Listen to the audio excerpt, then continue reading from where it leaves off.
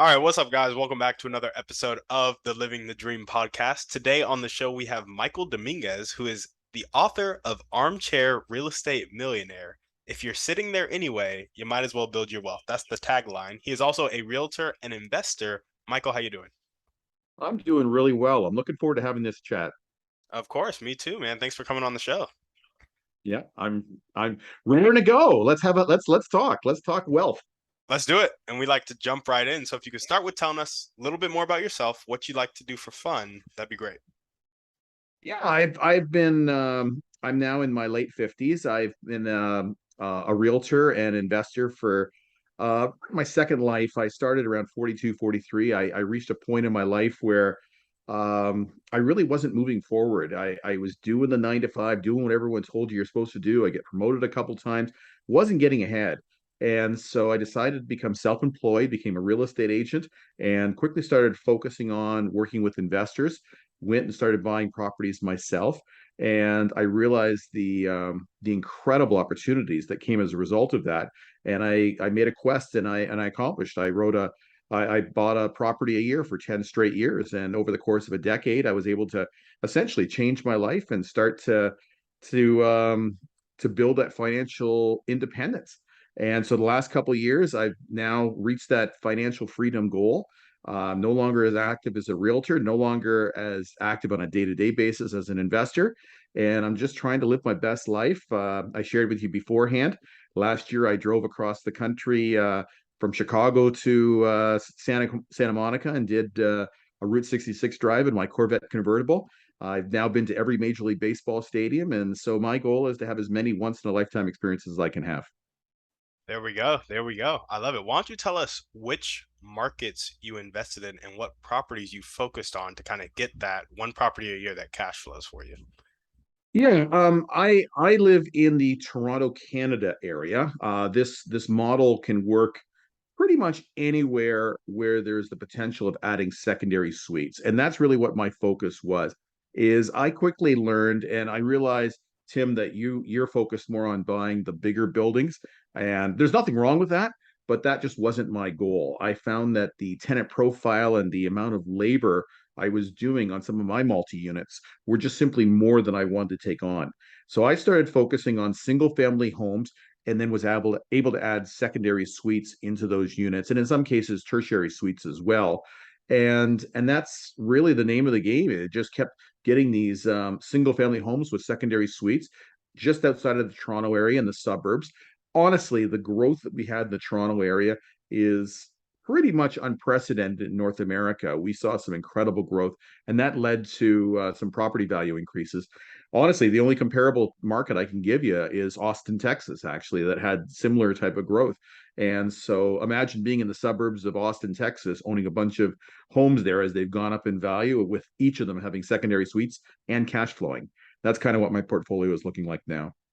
Yeah, no, that's amazing. That would be fantastic to own that many properties in the Austin area. Just a quick question for you. Adding secondary and sometimes tertiary suites, are you just buying a really big house and then splitting it up? What's the process behind that? Absolutely. Now it depends on where you are in North America. If you live in the Midwest, Southwest, or the actual West, there's a good chance that your properties don't have basements or don't have quite the same ability to add secondary suites. Like in California, for example, there just isn't any basements there. But if you're in the Chicago area, which I guess is Midwest, most of their 1,000 square foot bungalows have 1,000 square foot basements. And in most cases, they're underutilized apartments or underutilized homes. So instead of renting out the whole house to one person, we were able to divide it literally at level and get a separate entrance into the right directly into the basement. And that's how we moved forward. We just simply started getting an upstairs tenant, a downstairs tenant, and got that one cash flow positive, forced some appreciation, in many cases refinance those properties, and then did it again, and then did it again, and did it again. And that's pretty much how it grew from there. There we go. Good old Burr method. Yeah.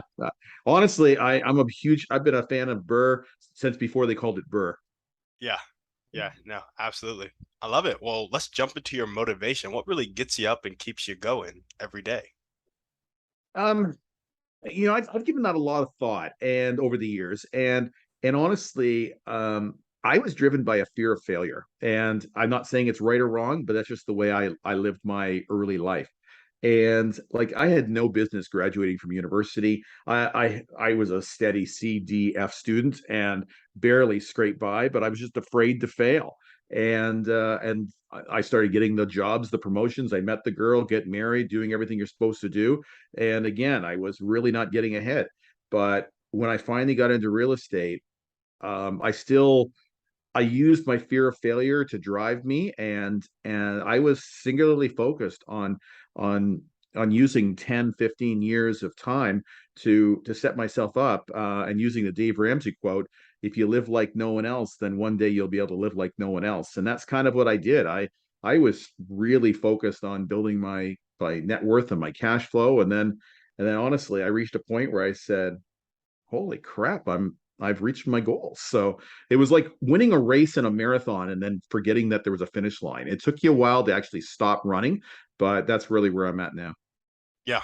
Yeah, no, absolutely. I think a lot of people initially are driven by that fear of failure. And then as they get to the point where it's like, my success is kind of safe, Mm. they'll turn around and start to do some more impact focused stuff like the book. So tell us about that.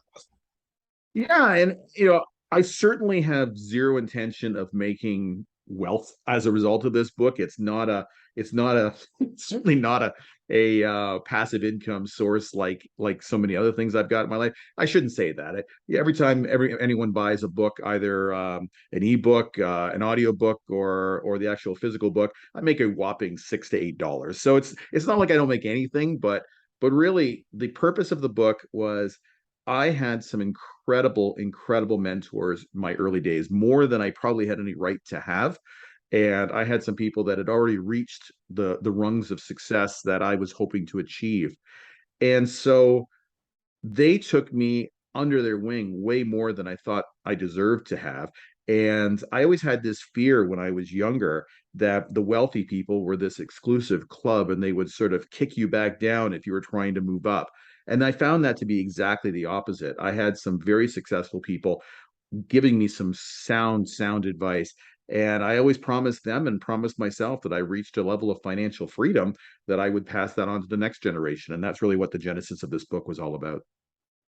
I gotcha. Yeah, it is a really refreshing thing when you start getting into the success world, studying success literature, whatever it may be, and you start networking with people and they turn around and they actually want to help you more than like your peers, you know? And they have more wisdom to give you than your peers because birds of a feather flock together. So if you're broke, your peers are probably broke. um, but Yeah. I just think that's an amazing thing. So tell us about the contents of the book. Is it really just outlining your strategy? Does it go through mindset stuff? Does it go through leveraging debt? Tell us about it. All the above. And I wrote the book not necessarily for the person to buy their 10th or 50th or 100th property. Although, I'm sure that through your podcasts or other podcasts that some of these listeners might be listening to on a semi-regular basis, they hear these success stories and applaud the people that now have 1,000 units and stuff like that. And it's a cool success story, but it's not very repeatable very often. Very few people reach that level of success or even want to hit that level of owning real estate, because it really does take up a lot of your time when you're owning multi-unit buildings. So I wrote the book so that someone could buy their first, second, and third investment properties. And I quickly found, and I'll go back to that Austin, Texas example. If you've got this, I'm going to give you an avatar of a person who's listening to this podcast. Maybe they own their own home somewhere in let's use Austin area as an example. They've got a little bit of equity in their property. And if they're being honest with themselves, I bet you that their net worth, if they added up all of their net worth, 50 to 75% of their net worth came from the home that they purchased. So if we're focusing on that type of person and they say, you know what, here I'm trying to save in my 401k or RRSP in Canada, and they're really not getting ahead. Yet, meanwhile, half to two-thirds of my wealth came from real estate. Maybe I should do more of that stuff. But how do I get started?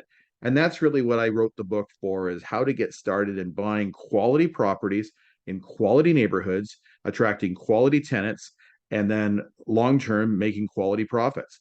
And so I go through a step by step, and I explain how to determine what the right type of market is to find the right type of property that your tenants that you want to attract are looking for, and then going into how to leverage your money as best as possible. And I even have an entire chapter talking about millennials and I guess Gen Zs by definition, and how they can perhaps move forward and move ahead and start to build wealth and using real estate to do so. There we go. I love it. Sounds like the book covers all the bases. I tried. I purposely stayed away from, if somebody's looking to buy that 80 unit apartment building, this isn't the book necessarily for you. If you're looking to attract, all sorts of joint venture money and looking for millions of dollars, that's not this is to buy that first single family home that can rent out, can see some a little bit of cash flow, get moving towards your net worth goals.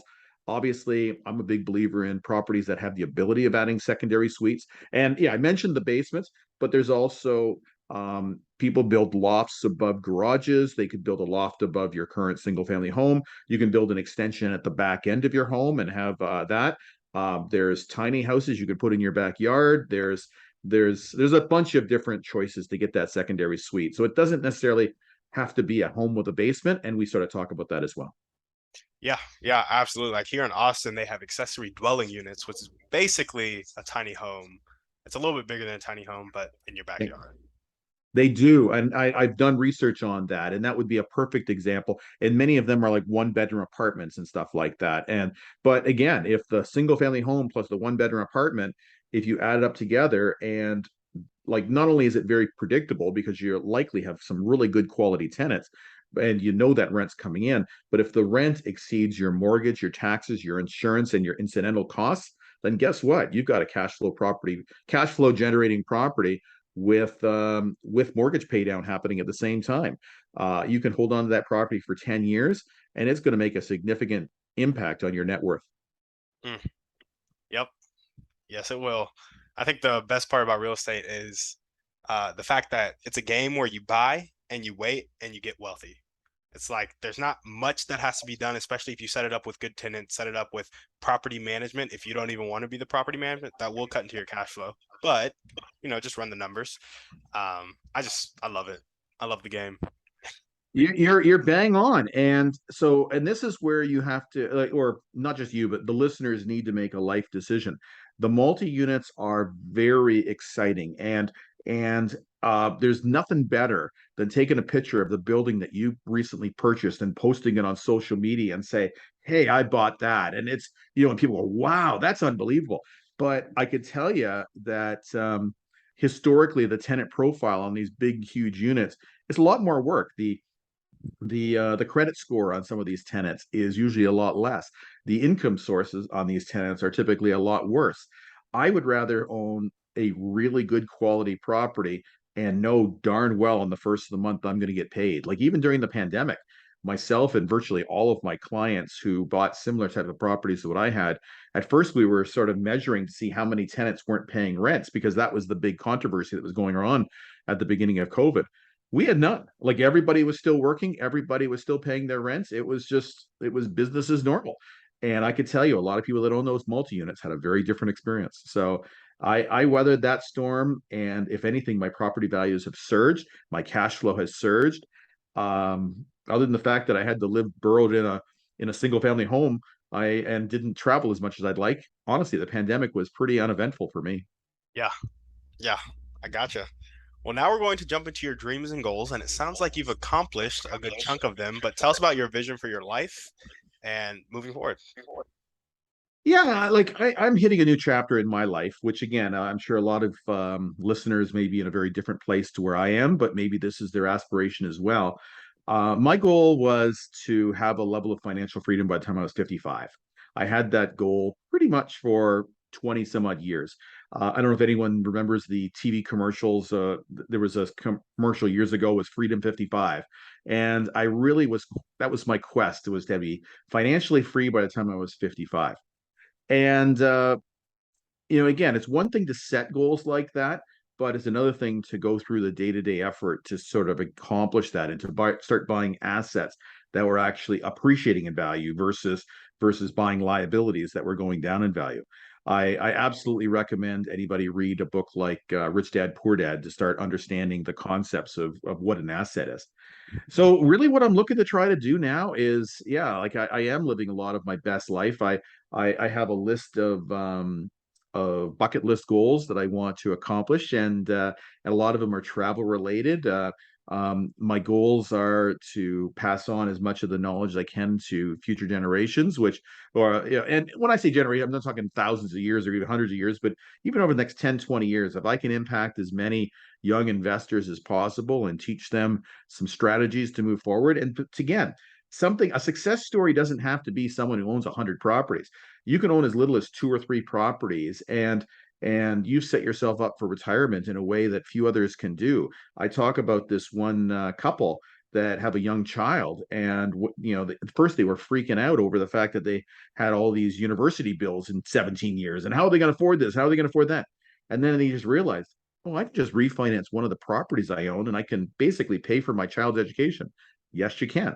And so it just teaching people to live a more financially free life is really what I'd like to accomplish. And at the same time, finding ways to enhance my cash flow on a regular basis. I'm finding that to be a real fun quest. I love it. And what are some ways you're looking at to enhance cash flow? Well, I'm doing private mortgages, and I took, again, in Canada, it's called an RSP. In the States, it's called a 401k, and you could self-direct it. And I think a Roth 401k is what they call it in the States. Well, anyway, I was able to self-direct, and so I took my money out of equities, which was honestly a bit of a lottery. Like, here I could buy Apple stock and I can go up 30, $40,000 in a day, but then they can also lose 40,000 in a day. And I didn't like that level of volatility. So I do private lending. I also, obviously, my real estate, I'm getting ongoing cash flow from that. My primary business, Doors to Wealth, which is my real estate team, I've now sold most of that business and I'm getting residuals from there. And actually, just this morning, I took a meeting with somebody. I'm potentially getting involved in owning a small percentage of a gym, and I'm looking at getting into venture capitalism for the first time. So maybe you're talking to a future Kevin O'Leary from the Dragon's Den. Who the hell knows? I don't know. So I was so I was gonna ask if you had thought about buying businesses. yeah, this is it's actually my personal trainer who's forming the gym, and so I'm going to be a financial assistant as well, assuming that the deal goes through. The financial assistance as well as a mentor for some of these guys as they're growing their business, and because again, a lot of these people that are starting businesses out, they don't know what they don't know, and if I can give them a little bit of guidance along the way, just in our hour-and-a-half breakfast meeting, I gave them probably about a page and a half of tips, and that's kind of cool. I like the idea of being able to help out others and get them reaching their goals. Yeah, yeah, absolutely. And that lines perfectly up with passing knowledge on to future generations. It does. If it can make me more cash flow, then that wins again. So There we go. There we go. Well, awesome. If there were one or two people that you can meet right now, and this could be a specific person or a type of person, and they'd really help you take the next step towards these dreams and goals, who would they be and how would they help you? to reach my goals. I love it when you give me these tough questions, but then I have to think about them though.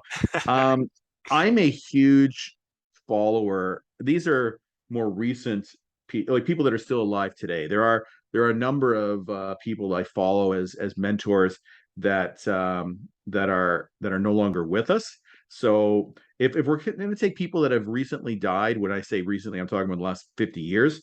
There's a philosopher by the name of Jim Rohn, and I so much respect the if you've never listened to Jim Rohn speak, stop listening to podcasts. Sorry, stop listening to podcasts and listen to a Jim Rohn book. He is so good, and it's so motivational, inspirational. So that's somebody who I would like to meet for sure, and he would certainly help me get in the right path, I would think.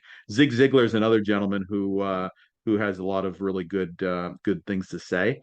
Of people who are alive today, I've actually been to Omaha, Nebraska, and attended a Berkshire Hathaway event, but to be actually having a one-on-one conversation with Warren Buffett, and that would be an incredible experience as well, because he is such a philosophical genius that he sees things that others just haven't seen. He's got the big picture approach that I'll never have, and that's somebody I really respect the heck out of as well. So yeah, how's it for a couple of names?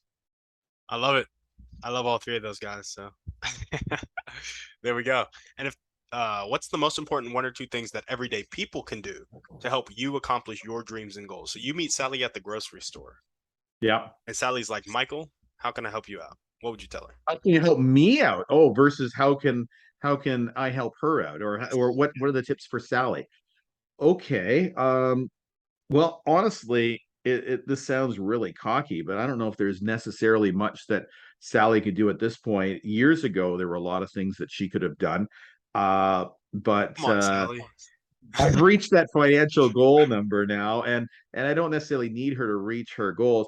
I guess in hindsight, if she was being honest with herself, and like honestly, I'd love to be able to sit down and have a chat with Sally.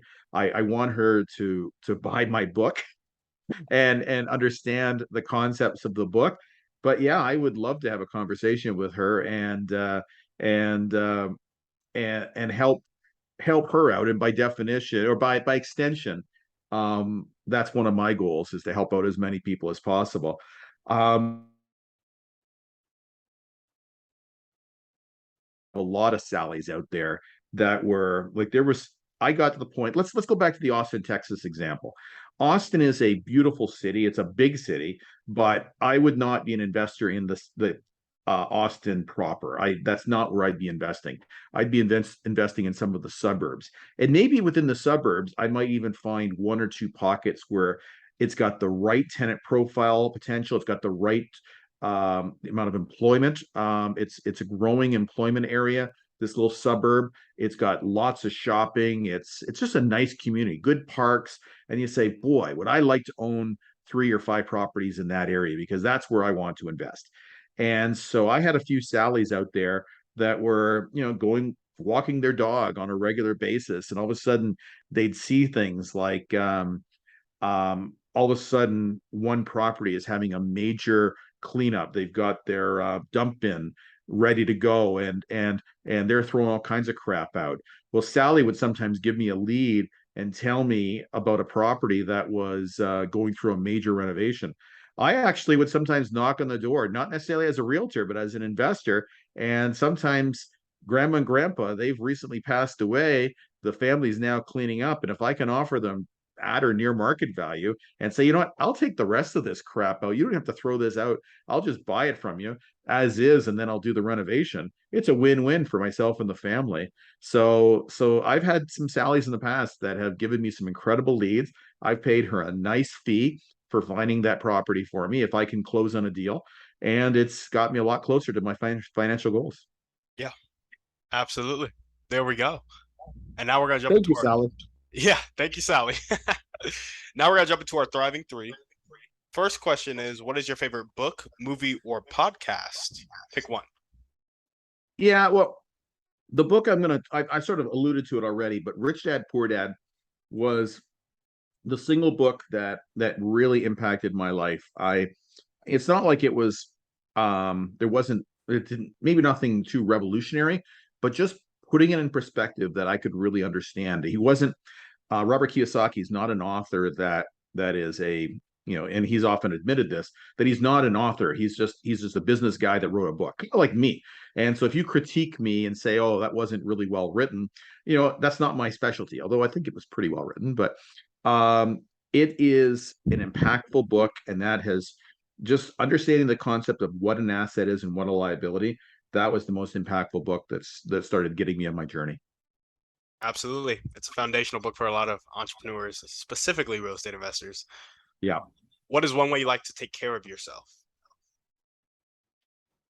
Um, self-medication. No, I'm gonna go with that's actually a real challenge that I've been faced with is especially during COVID. I was really in pretty good physical health at that time. And I think we all sort of gained COVID 25 pounds. And so I've been really trying to focus on actually I had my personal trainer coming to my house now on a regular basis. Um I I believe that I'm at a point in my life where I want to have as much, I'm going to use the term insurance as possible. So I'm going and having physicals done on an annual basis because we've seen so many really successful, wealthy people all of a sudden end up with stage 4 cancers and die. And what happened to stages 1, 2, and 3?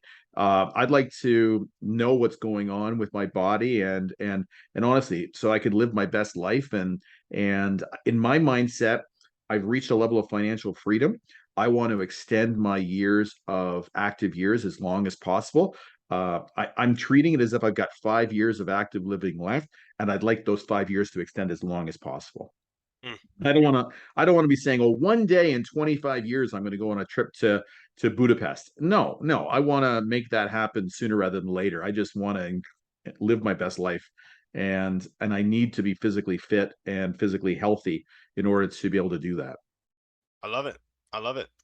And what is one action step you can take right now or continue to take if you're already doing it too? Get that one-on-one conversation with Warren Buffett. Well, I guess I can continue buying Berkshire Hathaway stocks. That would be one thing I can do. If all of a sudden I become a primary shareholder, but no, in a more logical way, it's funny. That has been my goal for a long time is to have a conversation with him. And honestly, it's no longer as much of a goal as it used to be. It's I've read so much of his material and listened to so many of his speeches that I feel like I've already had conversation with him in the past. Like I just, he could be a mentor of yours without ever having met him. It's just, you just read all of his stuff. And the same is true with Jim Rohn. So, do I need to necessarily meet him? No, I don't. If I had the opportunity, I would love to do it. And what would I be having to do? I don't know. Honestly, um, buy one of his lunches and make another couple 100,000 so I can buy a lunch. I guess that would be one of the only ways I'd be able to meet him. But it's just it's not a great use of my dollars. If I were to raise a couple 100,000, I'd rather buy a bungalow than have a conversation with him. So I guess in hindsight, I don't need to accomplish that goal. I've got a lot of other goals I want to accomplish. Gotcha. There we go. Now we're going to jump into our final series of questions. Okay. And I didn't send these beforehand. So No, you didn't. if you don't want to answer them, that's totally fine. Oh, I you can say anything to me. If I don't have an answer, I might just stumble a little bit, but go for it. All right, sounds good. What is one limiting belief that continues to pop up in your life? Limiting belief. Um, Continues to pop up. Let me think about that. So I would say that you know what? I've always had an imposter mentality in my life, in that I really don't deserve to have what I've got right now. Um I I became a successful realtor, but if they only knew that I didn't know what I was talking about, that that they would call me out and find me on, I'm a fraud, I'm a fake. And uh and and then sometimes you have to sort of get beyond that and realize that you have what it takes. And if whether that's seeking out joint venture money, or trying to grow your business, you have a sense of knowledge and success that few people have. And it took me years to realize, like, that I'm a realtor and I could see things when I go into a property and ways of enhancing the profitability of that property. And I can do it often within minutes. And I kind of assumed that everyone else had that same knowledge. And so I was an imposter. But as I grew in my success and grew in my confidence, I realized that no, I had some unique skill sets, and people wanted to connect with me and wanted to partner with me and move forward. So it has been a limiting belief that I'm an imposter, but you have to fight through it. And honestly, some of the most expensive or the heaviest equipment you ever have is often your cell phone. You don't want to pick that sucker up because saying, "Oh, I don't want to call this person. I don't want to reach out to this person because they're going to think I'm an idiot. Or they're going to think I'm this and that." But once you actually call them and talk to them, they're going to want to hear from you because they have the same goals that you likely have. They're trying to build financial freedom themselves. And if you can find ways of helping them out, then you'll be able to get everything you want as well. Mm. I think Zig Ziglar said that. You can have Oh, I everything know. you You know want. damn well I'm using some of his quotes. So I'm not even giving him credit for that. That's amazing. That's amazing. Well, awesome. So we talked about a little bit about the imposter mentality. A lot of people have it. Where do you think it comes from for you? Jeez. Um, Now we're diving into psychological backgrounds and stuff like that. Honestly, Which it you don't could have to be answer. We can move on if no, that's no, no.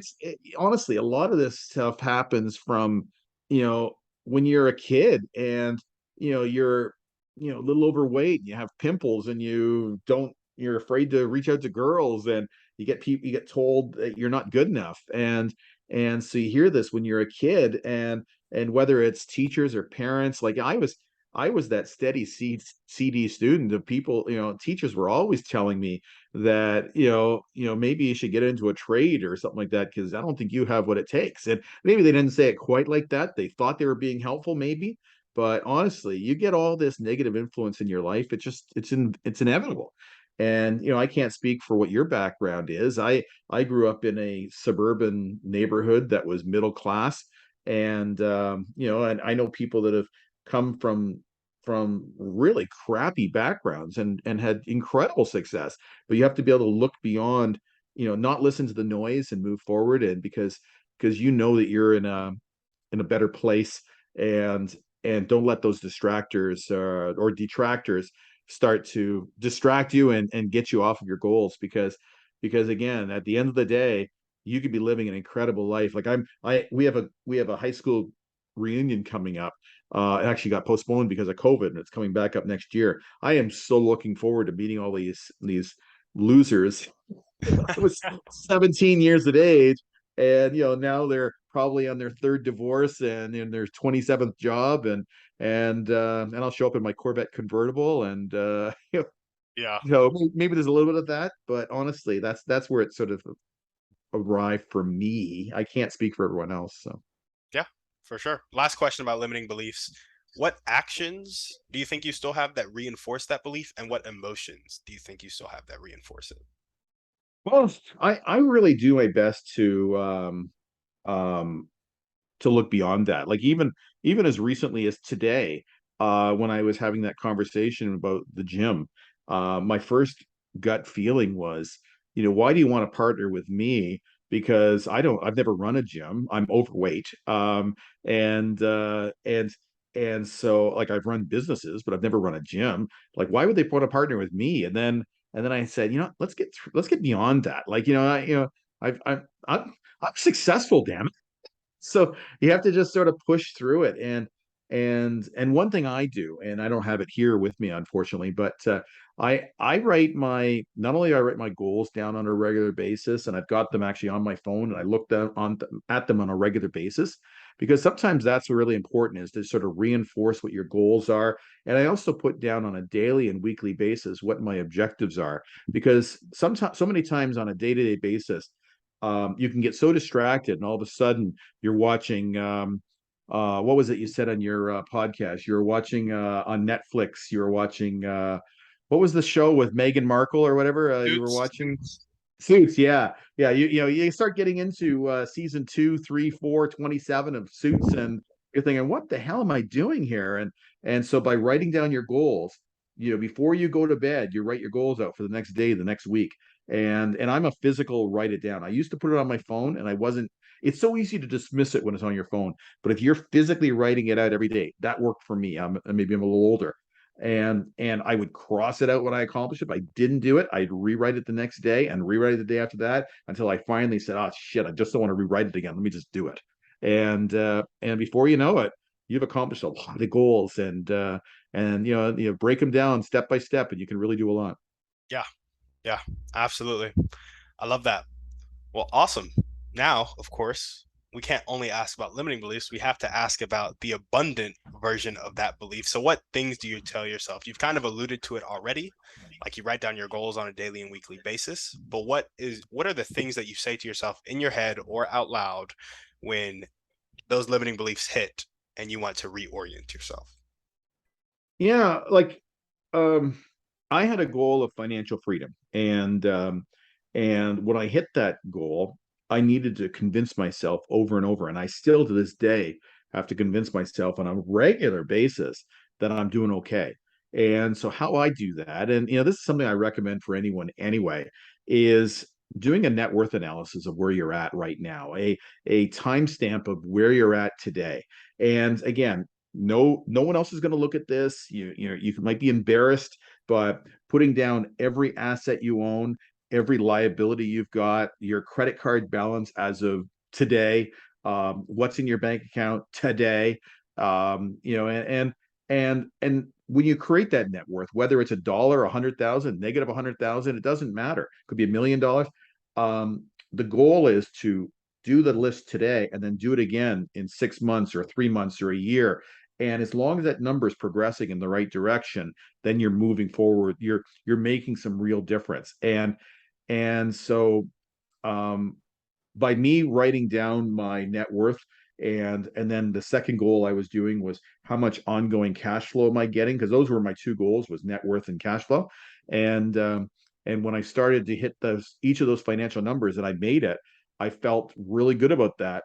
But being able to convince yourself and your spouse that you've reached those financial goals, when meanwhile the last 50 some odd years of our life we were trying to amass wealth, now it's just a matter of finding ways of just maintaining your wealth and living your best life. So how I have to get around that is, instead of seeking out that next deal, seeking out that next lead that can lead to another sale of a property, now I'm just simply reminding myself I've hit my goals, I've hit my numbers, and so anything I do beyond that is a bonus. And honestly, it's a harder thing to do than you might think. Like, you think, well, what do you care about? You already reached it. But you just need to, if you've been a driven person for so many years, to all of a sudden slow down is really tough. Oh yeah. Oh yeah. No, I feel that. Well, awesome. We got one last question for you. So, there's a common saying that you can lead a horse to water, but you can't make it drink. I actually found out from Dr. Alan Leica, who was a guest on the show, Okay. that you can make it drink. You just have to salt its oats. Okay. Now, I want you to think of a person who has a really fixed mindset. They're not willing to accept help and they're not willing to accept change. How can we, you and I, create an environment to salt their oats and help them change their life? Wowzers. I There's a number of people that fit that profile. And the first thing that I want to state is, which is, again, it's different than what your question was, but I say this myself a lot, is I can't want your success more than you want it for yourself. And so, there's a lot of horses out there. And if there are some horses that you lead to water and then they don't drink, there's a lot more horses out there in the pasture. Let's continue with that analogy and find another horse. Like, whether that's seeking out someone to be a joint, you can show them the best possible scenario that will change their life. And if they say no, then guess what? That was not a worthless exercise for you. You've now put together this package. That next person's going to want it, or maybe the person after that. So look for more horses. But if you've got someone in your life, and there are people in my life, that friends and my son, for example, where he's just not moving forward to the level that I think he should, that he's capable of doing. And all you can do is present him with the options. And if he wants to have a level of success, or your friends want to have that level of success, you can show them everything they want. But if they are still afraid to take action, afraid to move forward, afraid to fail, by definition, they've already failed. And you actually alluded to this at the very beginning. You were saying a lot of the circle that you're hanging around with, or that many people are hanging around with, are in the same financial position as you are.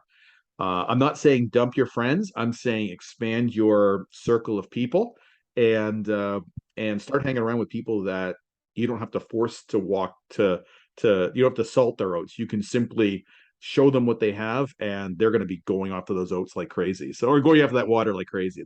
That's my belief anyway. Yeah, for sure. Or dump your friends if they're losers. Well, and I don't want to ever say dump your friends, but I could tell you I hang around with a lot of different people today that I never hung around with before, a different circle of people. But at the same time, I still like bringing my worlds together and introducing different people to different, because they're still important people in my life. I just don't necessarily talk finances with them, and they realize that I'm not a very different. They're still working their 9 to 5 job and living a good life, but I'm living a very different lifestyle than they are. I'm traveling the world and they're seeing what I'm doing on Facebook. And meanwhile, in many cases, they're having financial challenges. So, I haven't ended my friendships with them, but it's just gone into a different direction. Yeah, absolutely. Well, there we go, Michael. That's all we got for you. Yeah, and so, I'm going to leave off with one thing, if I could, is that I wrote the book not necessarily to make any money or anything like that, but I really feel positive over the fact that it's a well-written book in my mind. I hired an incredible voice actor who's actually on IMDb. He's got some success from that standpoint, and it's a well-written, or it's a well-done audiobook. So even if you're the podcast kind of person, you haven't picked up an actual written book in 6 years, then the podcast or the audiobook could be for you. And I really think it'll have some impact. So if you can help me reach one of my goals, and that's to get 100 reviews on Amazon on my book. I don't know why I picked that number. It's a nice round number. So if you like what you read, by all means, pick up the book on Amazon. It's right there, and tell me what you think. There we go. Well, if you guys are listening to this and you loved what Michael had to say, make sure to go check out his book, review it, and then buy a copy for a friend. As we always ask, go ahead and shoot this podcast over to 1 to 3 people you know need to hear this message. All the ways to contact Michael will be down in the show notes. And on that note, we're out.